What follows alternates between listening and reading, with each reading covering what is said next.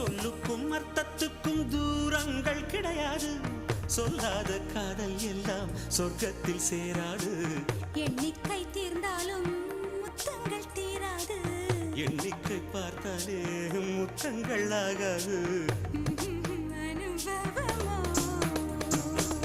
என் வீட்டு தோட்டத்தில் பூவெல்லாம் கேட்டுப்பார். என் வீட்டு ஜன்னல் கம்பி எல்லாமே கேட்டுப்பார்.